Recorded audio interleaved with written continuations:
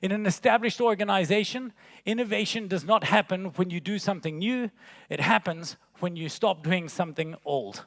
Baby boomers exist, wait for it, because a war ended and people came home and they had all the sex. We need to understand that we are entering the second hominal revolution, the second biggest change in our species. We were lied to by Confucius, right? Old shit. Let me tell you, Confucius famously said, do what you love and you'll never work a day in your life. How's that working out for you, kids? Huh? This is rubbish. Guys, I like motorcycles. If I did what I loved all day long, I'd be delivering your pizza. Okay? No, we don't do what we love. We do what we hate. We find things that are broken and we change them. So I went to my boss and I said, listen, Offer, we've got all of this gear. Why don't I go and sell this to corporations? You know, they have conferences all year round. So I would go to these CEOs and I'd say to them, guys, I can turn you into a rock star. And you would think these corporate CEOs are above that. They're not.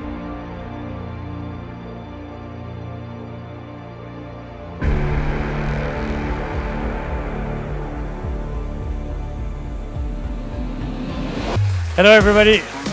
Wonderful to be here. Thank you so much for having me. It's a real privilege. I arrived here yesterday. It's my first time visiting your beautiful country. I had a wee walk around earlier, and it was amazing. I'm a big fan, especially of your deadlifts. Your deadlifts are amazing. I was thinking, oh shit, that joke may die. But we're okay. This half, thank you so much. You guys, not so much. We're okay. Whenever you guys are ready, we can switch over. That'd be wonderful. Thank you so much. My job today is very, very simple. I want to change the way, or help us all change the way we think about the things that we like to think about. I think that we get so caught up in our own head. You know, John was talking about certainty, and there's a great line by Harry Beckwith. He says, certainty is your ego moving in for the kill. And I want to challenge some of those things that we've been told and we just believe. So if you're okay with that, that's the plan for today. But first, I thought I would start with a little bit of a folk tale, a fairy tale, if you will. So let's get a wee bit comfortable. Once upon a time, there was a chicken, and his name was Chicken Little. And Chicken Little was walking through the fields, having a great time, minding his own business, and all of a sudden, out of nowhere, this acorn fell down and hit him on the head. And Chicken Little was like, what? What's going on, dude? This is crazy. And he looked around and he thought, well, this can't be right. What's going on? And he thought, the sky is falling down. The sky must be falling down. So he went into a flat panic and he thought, what are you going to do? You better go tell the lion. So he went running through the village, and all of a sudden he bumped into Henny Penny. And Henny Penny was there like, dude, what are you doing? Why are you running? Why the panic? Where's the chill? And Chicken Little said, well, no, Acorn, the sky is falling down. And Henny Penny was like, oh, damn, we better go and tell the lion. And he's like, dude, that's what I was trying to do. And so they went running, trying to find the lion, and all of a sudden they went up and they found Lucky Ducky. And Lucky Ducky was like, hey, you guys, and what's going on? Sky falling down, we better tell the lion. And that's what they went out to do. Now, I know you're very excited about my wonderful story, and you want to know what's going to happen, but we're going to come back to them in a second, because first of all, what I want to do is take you to another story, a different one.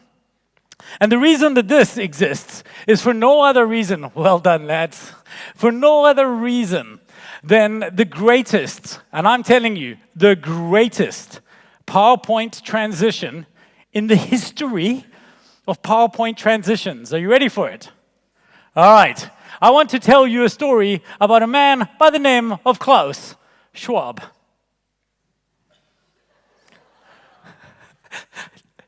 I'm going to do it again just because,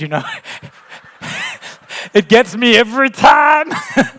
This gentleman here, his name is Klaus Schwab, and Klaus Schwab was in charge of the World Economic Forum. He's like a badass guy, and he wrote a book where he spoke about an idea that I'm sure you've all heard about, and the idea is called the Fourth Industrial Revolution. Now, I said I want to challenge some of the things that we think about, and I want to challenge the fourth industrial revolution to a degree, not too much. I only want to challenge 3 things about it. The first, I want to challenge that it is the fourth. The second, I want to challenge that it's a revolution. And the third thing I want to challenge is that it is, in fact, industrial. I think we've been lied to. So let's start with the first bit. Let's start with the fourth. The idea of the fourth. Is this actually the fourth industrial revolution? Now, I'm turning 49 in 2 weeks. So I was at school before any of, I was born after all the first 3 happened. And yet, it's a funny thing, because when I was at school, just like all of you, none of you, unless you're maybe like super young, and those of you wearing a hoodie, you may be young enough. But for the rest of you, if you're wearing a tie, you didn't learn about the second or third industrial revolution, did you? No, you learned about the industrial revolution. It's only like in 2010 that all of a sudden we started caring about the other ones. So let's break this down a little bit, shall we? The Industrial Revolution was relatively simple. It happened from 1750 to 1800, and it was basically when mechanical production came into place. We had railroads, we had steam power. If you were a weaver back in the day, all of a sudden these big machines were doing your job for you. This changed everything. It drove people towards cities and towns, and it really was an absolute change in the way we did business. Of course, we don't just talk about revolution anymore, we talk about revolutions. So let's tell you, just in case you weren't aware of what the second and third one was. The second one happened in 1850. This is when, Henry Ford and his cronies got involved. Mass production, electrical power, the advent of the assembly line. Amazing. The third one, this happened in about the 1950s. And that was when we started figuring out computers and things. And all of a sudden, everything is changing. We've got computers.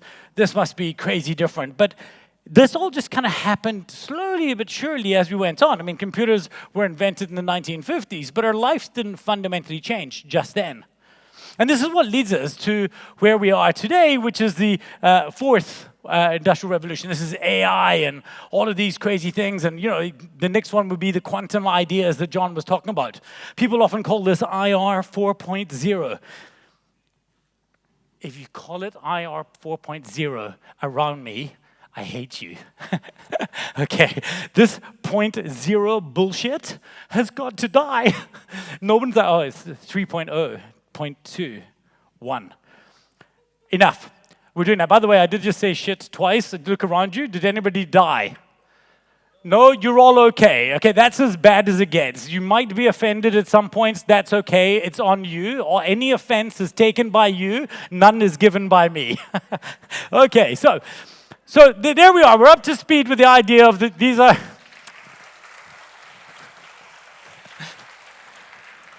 We're up to speed with the idea that it was never about the fourth, because he only invented the second and third in 2010. So that brings us to the next thing. The next thing he spoke about is the idea of this revolution.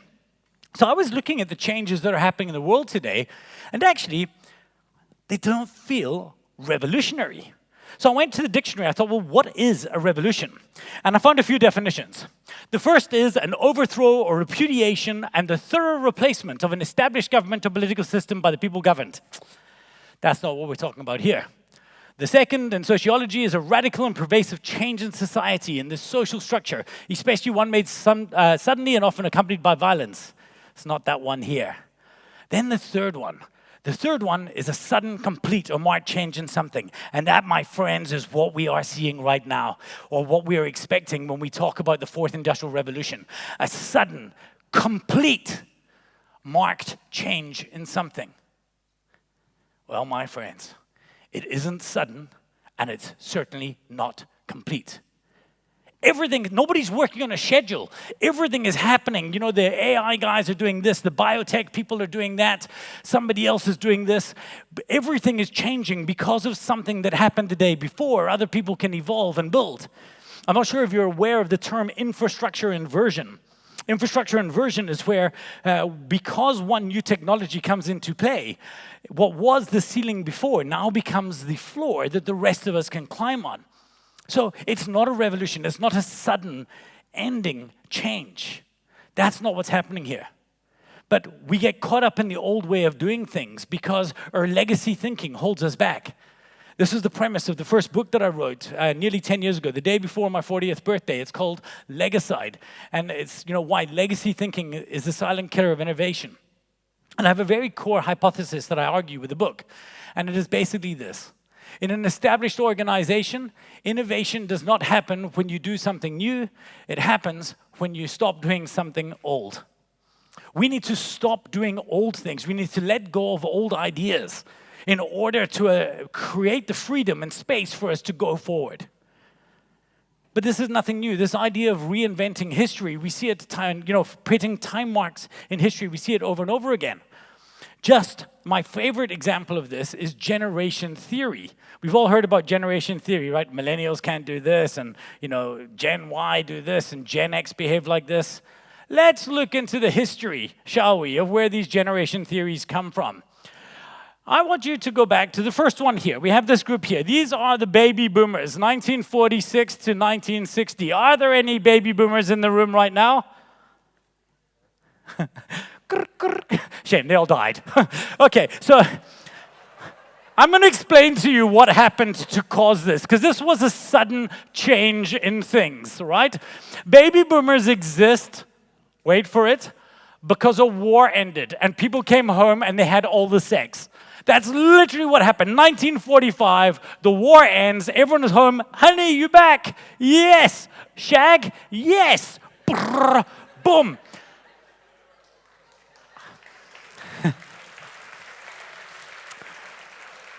Fast forward a year, you know what happened? My mom and dad were basically born 1946 and 1947. My parents were born because of my horny grandparents. That is a horrible thing to think about, but it's understandable. And what else is understandable is that my parents were born into a very specific world. They were born into a world of scarcity. Food stamps. People didn't have money. They grew up, just being satisfied with what they have. And eventually they too met each other and said, we too shall have the sex. And they did. That's how it happens. Like, that's the recipe. And so they did. And the next group was born, Generation X, 1960 to 1980. That was me. I was born in 1974. And this is where the waters start getting muddy. Because the thing was, at this stage, nobody's shagging on a schedule anymore. You just do it whenever you want. And babies are just born, whenever they happen, they just kind of fall out the sky. So it's harder to find a reason or something that makes them remarkable. The next group, of course, is Generation Y. Why? 1981 to 1995, they're born. And then, of course, we have this group that we all know about right now, the Generation Hipster, Generation Z. They're born after 1995. Generation Z, we can't often call them millennials. And if, the world is to believe, we've got to treat them like they are special. Millennials in the room. Spoiler alert. You're not special. I know you think you're amazing because you're protesting things and you're holding up signs and ending whatever you're fighting against today. That is what 20-year-olds have done forever. Right? The civil rights movement, the suffragettes. Every 20-year-old is supposed to push against society, challenge the norms, and the norms are supposed to push back. We push back a little bit, but then they gain some ground. And that's how progress happens. You know what the mistake we're making is we're all too afraid to push back. All of a sudden, the only thing that has changed in this generation is there's... That's a step. The only thing that's changed in this generation is that the 40-year-olds are scared to react to the 20-year-olds. And we all believe that they're different and we've got to change the way we manage them. No. If they want a job, they will change the way they are managed like every other generation. But they're not that different. I found a study. Check this out. So let's have a look at this study here. I found this study. Get ready for Generation Z. Okay, let's have a look at how different these guys are. Let's go like that. There we go. 77% expect to work harder than previous generations. 5 years after college, okay, guys, revolution. 5 years after college, 20% want to run their own business, 24% are working their way up the corporate ladder, and 32% want to manage employees. Shock, horror. Look how different they are. Oh, let's have a look at some more. Let's go to there. 82% say their parents will help influence their career decisions. 30% would take a 10 to 20% pay cut to work for a company with a mission they deeply care about. This is not new. People have been doing this forever. That's what we do. Let's look at one more of these. 52% feel it'll be easy to work with Generation X. 27%, it's all the same. It's all the same. You know what happens is not the age that you are. It's not that you are this generation. It is the age that you are in. Right? Let's bring this group back again now. My dad is 76 years old or whatever. My dad is a millennial. My dad is addicted to Facebook. My dad used to love reading big fat novels. Now he's got the attention span of a gnat. I'll walk into his house, he'll be like, right, son, see you. Hey, have a look at this. Look at all the likes my joke got. And then I'll say, Dad, that's so good. But he won't have heard me because he's scrolling to like something else. My dad is as much a millennial as the millennials because when society changes, we all change. They've invented another one. I don't know if you've heard about it, the Xennials. Any of you guys heard about the Xennials? They call them the Star Wars generation. This is hilarious to me, right? They've literally added another one in. Like you were walking thinking, hey man, I'm a Gen Xer. Hold on, no you're not. Right? This group, it's a micro generation. Experienced analog childhood and a digital adulthood. This is my favorite bit, because this is the biggest insult to Generation Xers. It says they possess Gen X's cynicism, but millennial optimism and drive. What they basically said here is that if you're Generation X, you're a cynic with no drive. Guys, this is not these fourth industrial revolution, these different generations. It's not happening that way anymore. There are not these events that are changing. This whole thing is happening in one big change, and it's all changing around us. If you are waiting for the fourth industrial revolution, you're like a frog waiting for the water to boil. No, my friends, there is no more revolutions. That ship has sailed. Welcome to the world of industrial evolution. That's where we live now. We live in this constant evolutionary state. So, what does this do? And, you know, one of my businesses tries to help businesses be more innovative. And we looked at how this change in this evolutionary state we're in changes what innovation means. And it's actually quite easy. And we have to go back to 1985, when a 25-year-old took part in a 25th birthday of Motown Records. And on this particular day, the world, 35 million people were watching, witnessed this happen for the first time.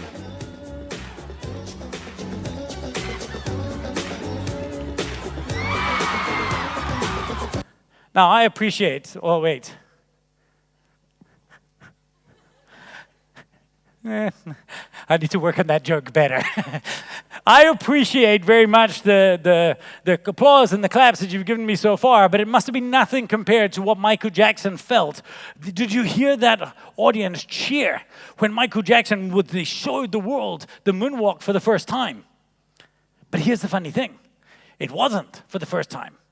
You see, the moonwalk used to be called the backslide. And the backslide was invented 60, 70 years before Michael Jackson came along. And the world just wasn't used to it, but it did happen in certain cycles, certain cultures. Michael Jackson didn't invent the moonwalk. What he did was he perfected it. And this is what we need to be looking at and focusing at in order to change. This is the world. This is the form of innovation we need. If you turn that off, for me, we overvalue the act of being first, and we undervalue the act of being better. Innovation going forward is about being better than the people who did the heavy lifting. You know, generations back, People spoke about this idea of the first mover advantage. We've all heard about the first mover advantage. But I believe the first mover advantage is a lie. Or perhaps that's unfair. It's not a lie. I'm not saying it was wrong. I'm saying it's no longer right. Because now we find that the first movers, increasingly, there's a fraction of a percent in which the first movers win. But usually that's not what happened. If you have a look up here, MySpace was the first mover. Facebook was the fast fixer. Alta Vista was the first mover. Google was the fast fixer. The fast fixers look at the world as it exists and say, hey, we can make that better. And then Hipstamatic, you remember Hipstamatic? They were the first mover. It was Instagram that was the fast fixer. The innovation belongs to the fastest fixer. The ones who can look at the world as it exists yesterday and say, hey, what can I now do and change? If you want to be the one being the first mover, that's okay. You can run that marathon. But you will be out-disrupted by somebody with agility, to John's point, who only has to run a sprint. 1% of the people here should be considering the truly most disruptive forms of innovation. Everybody else should be looking at a problem that exists and saying, what technology can we use today to make this a little bit better? So, fourth, no, revolutionary, I don't think so. That leaves us with one last concept to challenge today, and that is the concept of industrial. Is it actually industrial? Is the thing that's truly being disrupted today the idea of how we work? I don't think it is. I'm a big fan of a gentleman by the name of Tim Urban.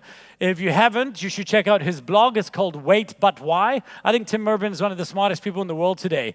And if you haven't, you definitely need to watch his TED Talk. It's about the art of procrastination. It's a wonderful talk.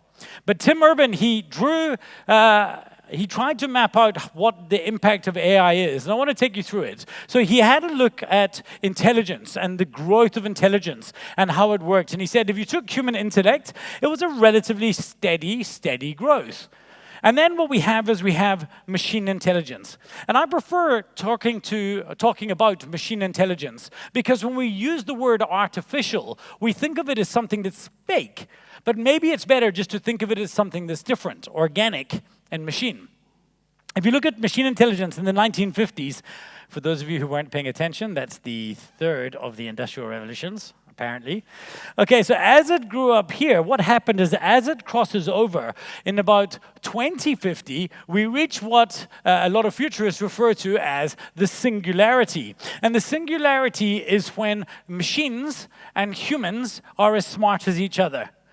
And that moment, my friends, will be the shortest measurable moment in history.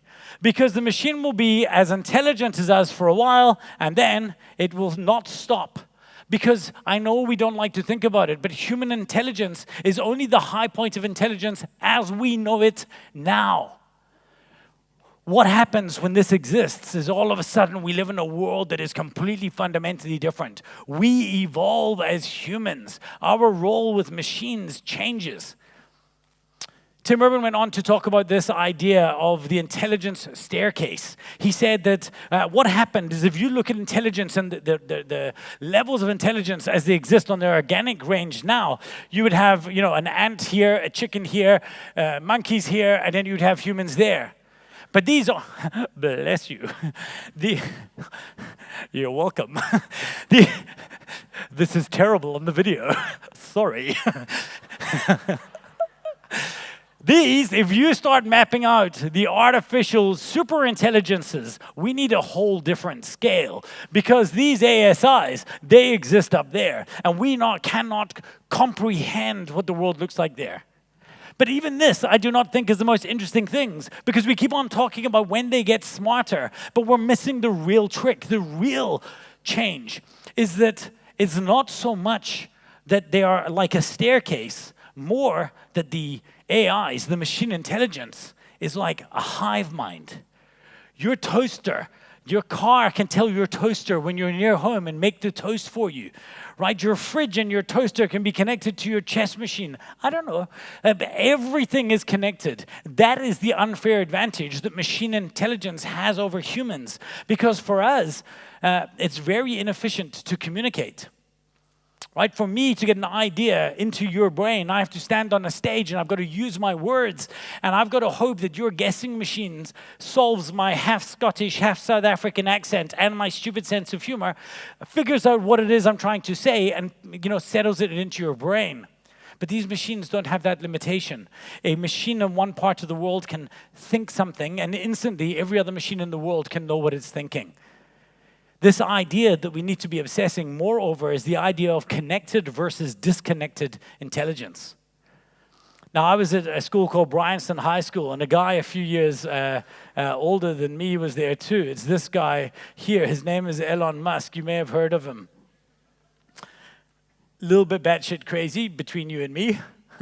He can hear me now. Okay. Now, he's invented a thing called Neuralink. It is a venture to merge the human brain with AI. If you have a look, this was back in March 27th, 2017. Sure, that's quite a crazy thing. He wants humans and brains to interact. Well, it turns out this isn't that far-fetched, because according to a tweet that he sent last week, the first human patient will soon receive a Neuralink device. This ultimately has the potential to restore human body movement. In the long term, human Neuralink hopes to play a role in AI risks, blah, blah, blah, blah. Guys, let me tell you what's exciting, is if I wanted to describe a movie to you that I watched yesterday on the airplane, I would have to describe, it was like this, but with this, and there was this moment where this guy jumped out with an axe. That'll all change. In the future, my little brain chip will be able to send high-resolution, beautiful, full visual movies to you in a nanosecond that you will receive in your brain. And you'll be like, whoa, dude. And I'm like, I know. And that's the world we're entering into. And yet here we are, questioning if what we're worried about is what happens from 9 to 5. No, my friends. There might be a revolution coming, but it isn't industrial. We need to understand that we are entering the second hominal revolution, the second biggest change in our species. The first change was when these guys created language. That's what led Homo sapiens to win that evolutionary battle against Neanderthals and Cro-Magnon man. It was this idea that we could communicate better. That changed everything. But still at low-resolution voice. Now, that will change. It will change what it means to be humans fundamentally and, irrevocably. Irrevocably. I think I got the word wrong. But you guys, you'll be fine. So, the question we need to be asking ourselves then, if this change is happening, is should we be afraid? I don't think so. I don't think we need to be afraid, and I'll tell you why. We only have to look at history to realize and to learn something about the humans that we are right now. Because if you go back to that first industrial revolution, you will see these people, they would have been out there picking their grain, doing their things, and all of a sudden these big machines would have existed. And to them it would have looked as scary as this. In fact, they did believe that there were demons inside the machines. A group of people referred to as Luddites, led by a gentleman by the name of Ned Ludd, went and burned down and broke these machines because they saw those as the devil. And they fought. But of course, you can't put the genie back in the bottle. What did the rest of us do? The rest of us just figured out how to go about living. Because you see, what human beings are is we're incredible problem-solving machines. So when people ask me, what will you do when the AI takes your job? Amazing. Like, what? I don't have to work anymore. And the AI is doing that. I've got a hot AF wife, right? I mean, there will be generation next after that, right? I'm very, very happy to give up work. Why? Because I will use my curiosity to solve more interesting problems. But we can't see that. To quote my friend Howard Mann, it's hard to read the label from inside the bottle. So we need to step outside the bottle. You've probably or possibly heard the story about the two young fish, and they're swimming through the ocean one day or through a pond, and all of a sudden this old fish swims past them and says, "Morning, boys. How's the water?" And the one fish looks at the other fish and says, "Bro, what's water?" Because we can't see it when we're inside it, and we're inside this reality we live in. And as John speaks about this idea of this quantum reality that we'll be heading towards, that is so exciting. And when we get there, we'll figure it out too. Because humans and the species on this planet, the reason we're all here is because we figured out how to survive things. I live in South Africa, and there's a fish in South Africa. It's called the African mudfish. And the African mudfish, because, you know, sometimes it gets droughty, it got its name because every now and then the lakes would dry. And when the lakes dried, this poor fish was stuck, a fish out of water. Now, if you're a fish out of water, you know what you're supposed to do? Die. Nobody told this guy. So what did he do? He built a cocoon. Check this out. I'll be David Attenborough for you. This, ladies and gentlemen, is the African mudfish.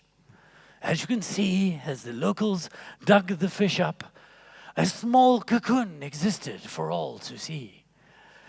When our hero opens the cocoon, out of the cocoon comes a fish.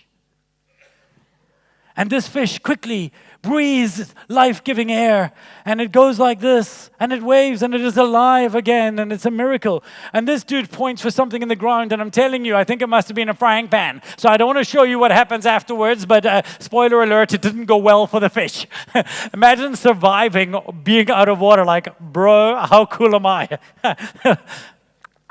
Anyway, here's the thing.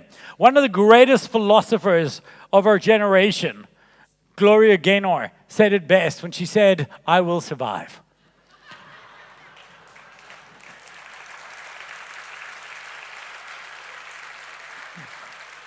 Guys, if there's one thing we are good at, it's surviving. And if there's one thing that we need to be better at and understand, the most important thing we need to do in order to survive is all we have to do is stay relevant. Create those connections. You know, Bruce was talking about connection, and I remember this is my dog, Zombie. I called her Zombie because when I have a dog that's this small, I couldn't call her like Fifi, because I've got like tattoos, I've got to be hardcore. Zombie loves getting a ball thrown, and you cannot throw the ball enough for her. And one day, because I'm into innovation and AI and technology and things like this, I saw on Kickstarter that you could buy a thing called iFetch. And iFetch is amazing. You drop the ball in there, and the ball gets thrown automatically, and the dog chases it, grabs it, brings it back, and in about 5 minutes, you can train a smart dog to drop the ball in by itself. So Zombie's running, she's doing this thing, she's coming back, she's dropping the ball in, she's going away. She's coming back in, she's dropping the ball, she's going away. And then she quickly realized, well, this is shit. And she looked at me like, bro, you have one job. One job. So she goes, she fetches the ball, and she comes back, and she puts it next to the iFetch, and then she barks.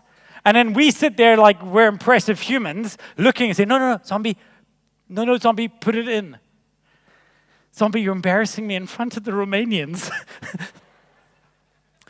Oh. And then we get the ball, and we pick it up, and we drop it in as if we're showing her, and it runs, she goes, and she runs and fetches it, and she comes back, and she does it again. It's not about fetching the ball. For Zombie, it was all about this connection she has with her human. And I realized that that's how everything is with technology. We create all these different technologies and all these different things, but all we're trying to do is to increase the likelihood of human connection. Because even as an introvert, and I guarantee you I am the most introverted person in this room, even as an introvert, I thrive off connection of important people. Connection gives me meaning. One of my favorite books of all time is a book by a gentleman by the name of Viktor Frankl. I'm sure many of you have read it. The book is called A Man's Search for Meaning. And he penned this book while in a concentration camp. And when he was there, he realized that those who found meaning, they could survive anything. And I promise you, what we are going to have to think about going forward is nothing next to what these guys went through there. Now, I don't want to jump flippantly from a discussion around concentration camps to a discussion around business. But all we have to do in order to stay relevant is to keep on finding this idea of meaning and victory conditions and things that we want to solve for. And it's very, very easy to do that.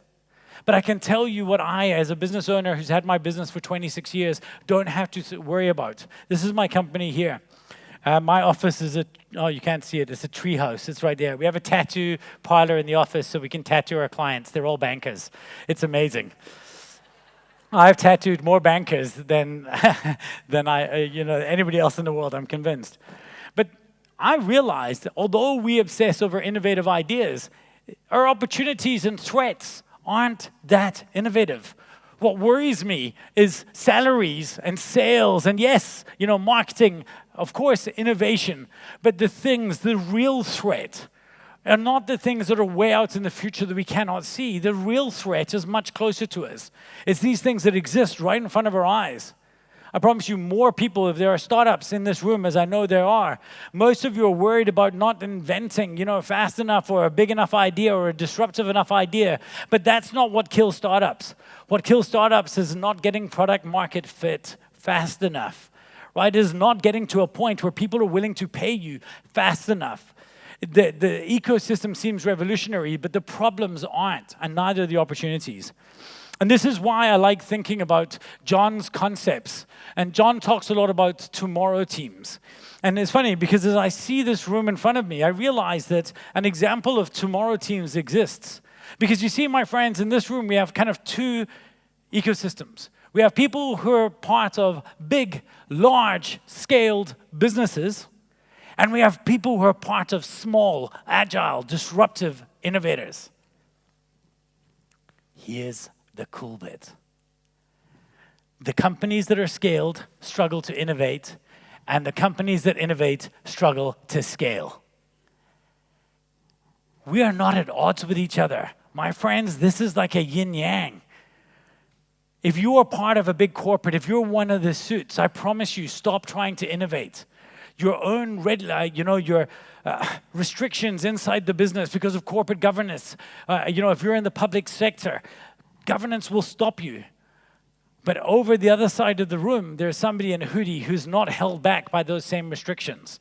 They are thinking about these big disruptive ideas, and they can change that way. The relationships that will cause them to scale are with you. Big businesses need to find those small businesses and partner with them to build amazing, creative things. But what should they build? Well, I think we've been asking the wrong question because I often get asked, what will we be doing tomorrow as a society? But my friends, that's not the right question. The right question is not what will we be doing tomorrow. We have to go back a day for that. The question we need to be asking is what can we do today because of something that was invented yesterday?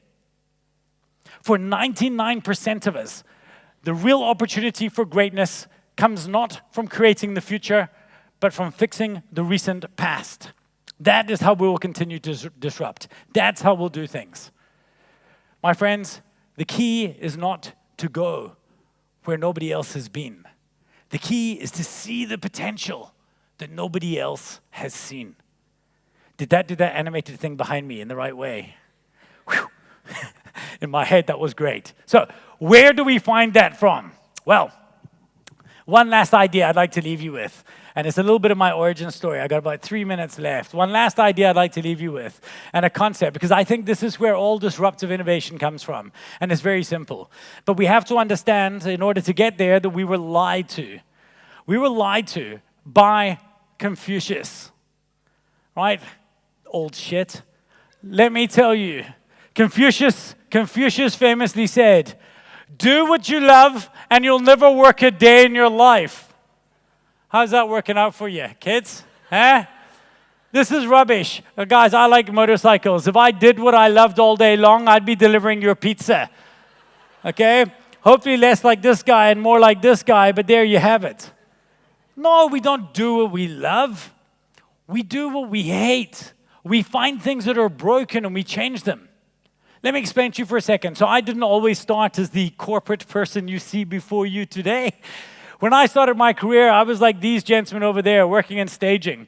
I worked for a company called Gearhouse. At the time, we were one of the largest staging companies in the world, second only to the band U2. And I was lucky enough when I was young to tour with bands like Bon Jovi, Iron Maiden, Phil Collins, Whitney Houston, and Cliff Richard.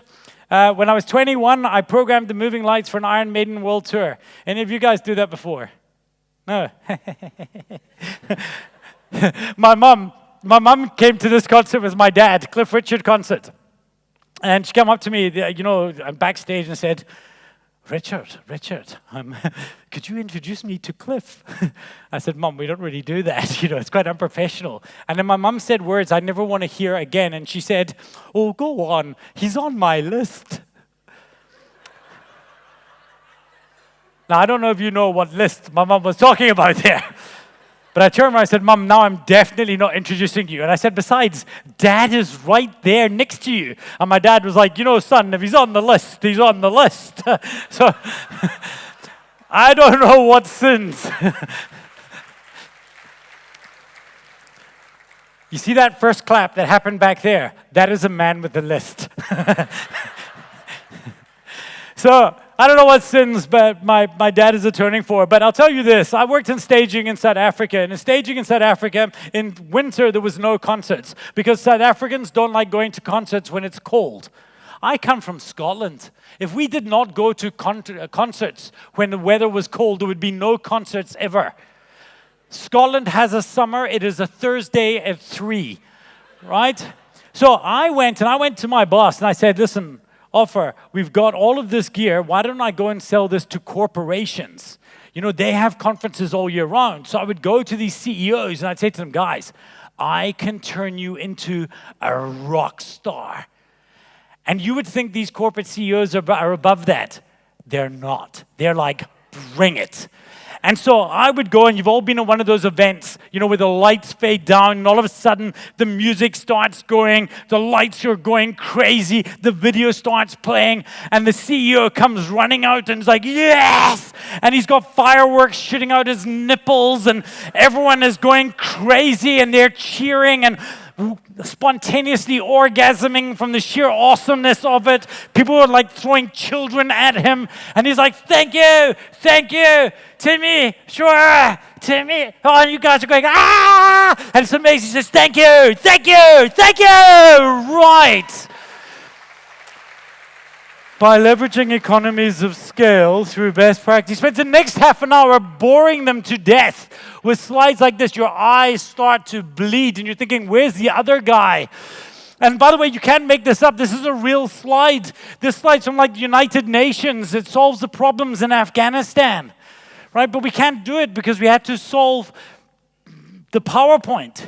So I started Missing Link, a presentation company, not because I loved presentations. I started my company because I hated them.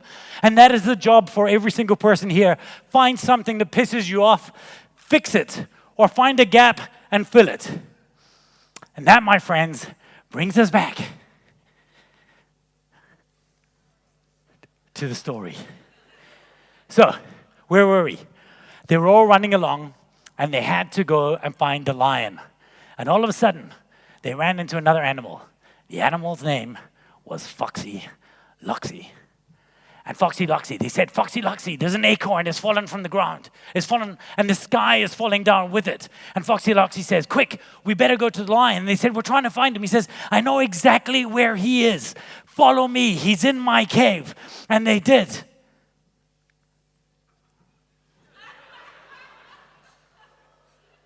Ladies and gentlemen, I know we like to obsess about what's happening in the world out there, about all of these things that may happen, that may go out there. These things are the acorn falling from the sky. And my friends, we need to be aware of the acorn. But the real challenges, the real opportunities, they're much closer to home. So, as I leave you today, be aware of the acorn, but beware of the fox. Ladies and gentlemen, my name is Rich MULLHOLAND. Thank you very, very much. Welcome to the Industrial Revolution.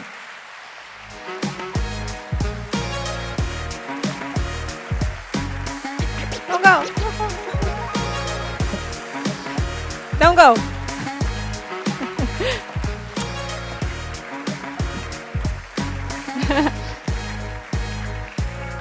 Wow. Thank you. That was like, I read one of the testimonials on your website, and it said that you're a hurricane, and indeed it was a hurricane. I'm even afraid to ask the questions that I had prepared. But now, seeing your presentation live, who are the foxes? The foxes are, it's the more common day-to-day business problems that we face. The foxes are paying our salaries, they're giving great customer service. We're so busy thinking about technology and how we can use technology to make customer service more efficient. But when you're on Amazon, all you want is to speak to a human. The foxes are the real-world problems that are right in front of your face.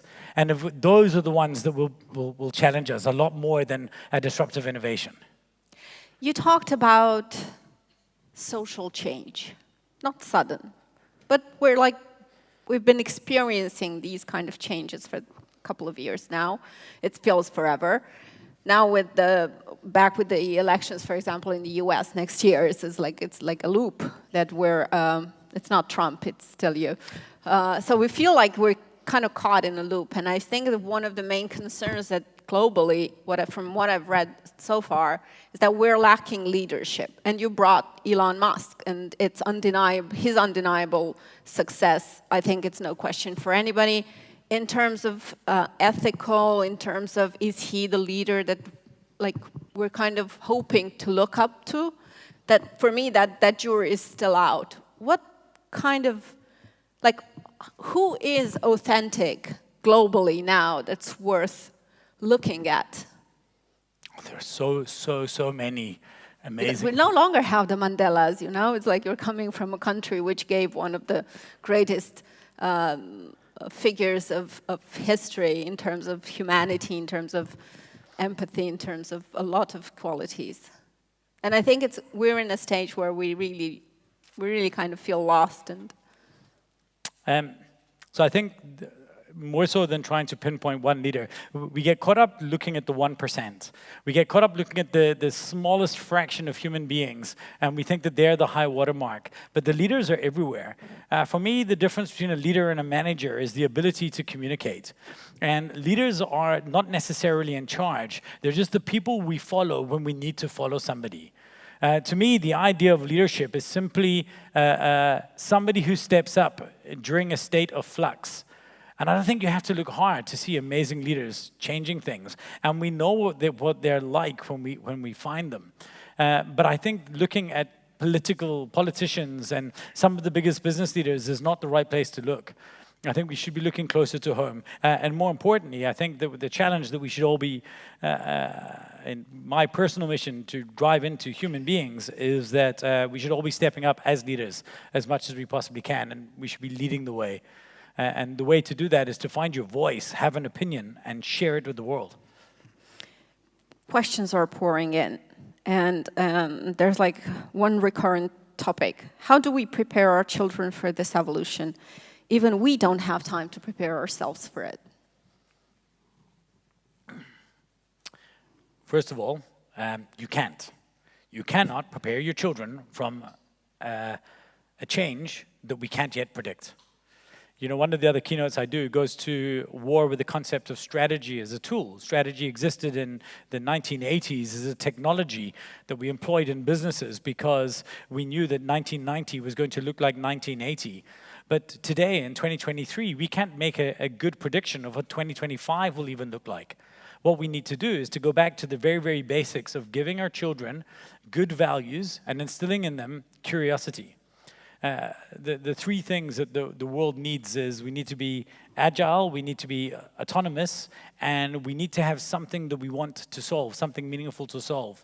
And that's what I say to my children all the time. You know, have strong ideas, but hold them with a weak grip. Be willing to let go of the ideas that you felt that were so important to you, and continue in this ruthless pursuit of curiosity.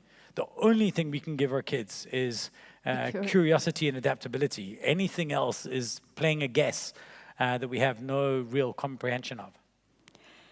And despite the fact that we have a lot of curiosity, apparently, I only be taking two more questions. And one of them is the following. What's your highest expectation or your most, I think, pleasant? Does it make sense? What's your highest expectations for the next 10 years? I think it should be something with optimism. I don't think I'm married to a wonderful woman, and Jazz is an artist, and she constantly tries to think of what's happening in the next 10 years. And I honestly, I give, and this talk today hopefully illustrated that. I don't spend any time at all wasting energy trying to have an expectation about what the world is going to look like. I have a very stoic philosophical view on the world, and my job is simply to see what happens in the world and to adapt as well as I can to that. The more of a view that I hold and a prediction I have for how the world will look, the less likely I am to embrace what is right in front of me, because it isn't that vision I've created. I think as humans we need to let go of these expectations of what the world will look like and rather just constantly embrace this state that we're in. Anything else, you'll be disappointed and you'll go crazy. And the last one, the greatest fear in my books is irrelevancy. And then there's another one related to the same topic. I believe that the fear is related to irrelevancy, not necessarily the job itself. How, and more important, why should we get paid for our curiosity? Yeah, so this is, if there was one worry and stress that I have as I'm 50 this time next year, this is this idea of how do I possibly remain relevant in the world that exists. Well, the one thing is that as we get older, our jobs change. It is not our job to invent the future, but it's to have the wisdom to help people to navigate the present that they find themselves in. So I understand that my relevance, the relevance of 50-year-old me will be different to the relevance of 40-year-old me when I wrote that book. But I think for all of us, this goes back to if I was young and wanted to remain relevant, or if I was working in a big, large organization, I would question every single solution and system that I have in place in my business and ask myself, does this solution exist for a problem that is still around? And if it's not, I would let go of the solution. And if it is, I would ask myself, is the way I solve it still the best way? And if it's not, I'd find a better way. And if I could say something to the leaders in the room, and those of you who are stepping up, there's a line that I'd like you to share with anybody that works with you, because people are scared to challenge you, because they're scared to tell you that what you've done is wrong. And the line I always say to my teams is, it's okay, you're not saying I'm wrong, you're saying that I'm no longer right. And telling somebody that they're no longer right is a very, very gentle way to say that the problem we're solving is no longer relevant. There's a better way to do it. And if we can give our staff and our teams that permission to challenge us that way, I think we'll get some really wonderful things out of them.